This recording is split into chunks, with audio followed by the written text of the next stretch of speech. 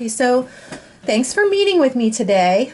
This is a kind of a little bit of a different step. Before we were working on all the action steps and everything to come to this. You were able to actually you were able to go to school without a single day off for 2 months, which is awesome. Because then I was told by the facilitator, your probation officer is actually going to close your truancy case because you're going to school now. And that's awesome. And they said they see some accountability because you're setting that alarm now, and that accountability to making sure your homework's done and everything, that they see that they feel no need to have to remain open. So that's awesome. Yeah, I can't wait. So they said they're going to close within the next 2 weeks. And in that 2 week time frame, they figured the last team meeting we have in 2 weeks will be their last meeting with you. So that's awesome. And that's where I'm kind of wanting to touch base with you now on is with us completing that goal, there's no sense, of us continuing to work on it if you're doing great. Of course, we can always come back to it, but we don't want to keep beating around a horse. If you're doing it, there's no sense of continuing to, Yeah. I want to, what I say, nag you on it, is because that's what all the other service providers usually, do Right. for us. So Yeah. we don't, our thing is once you complete it, you're completed. So what would be another goal that you feel could be very helpful that we could maybe do our next team meeting on?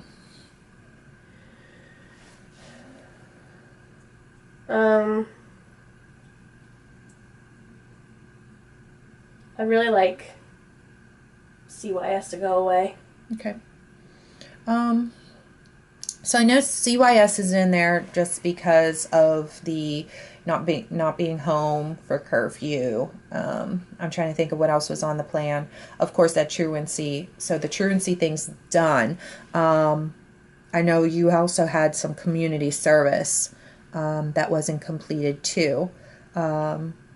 What would you like to focus on first?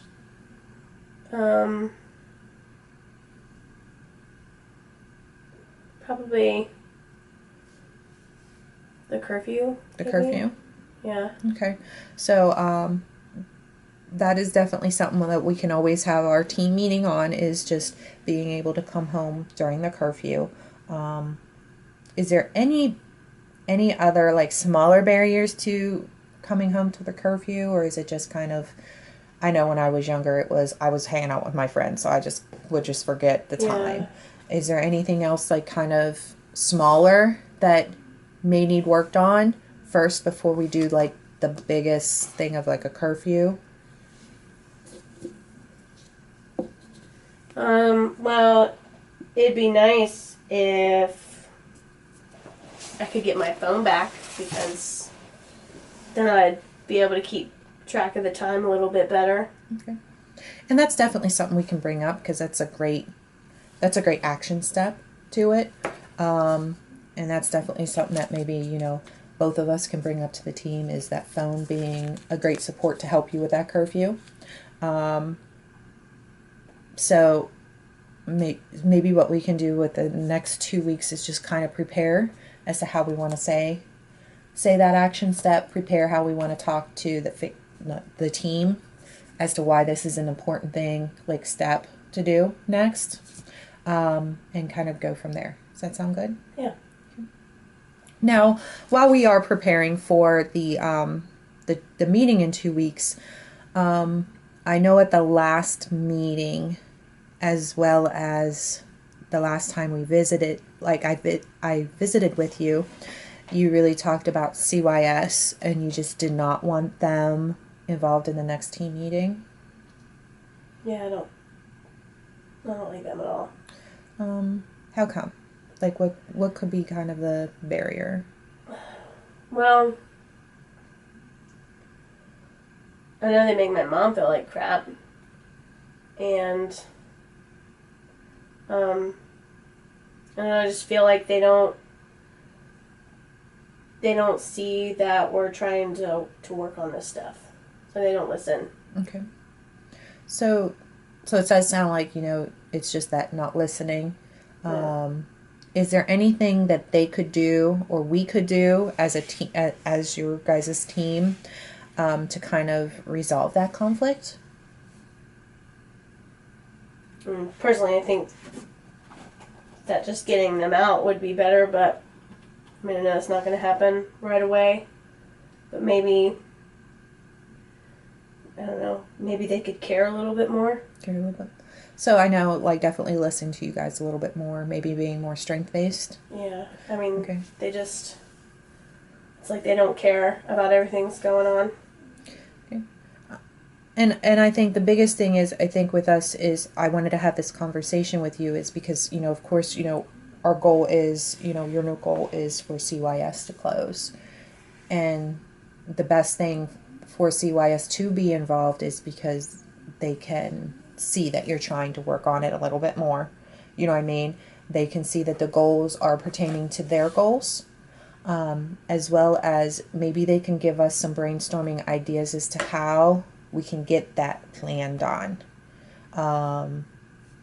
It's kind of one of those that communication with them is always seems to work out. I know a lot of our families that we have involved.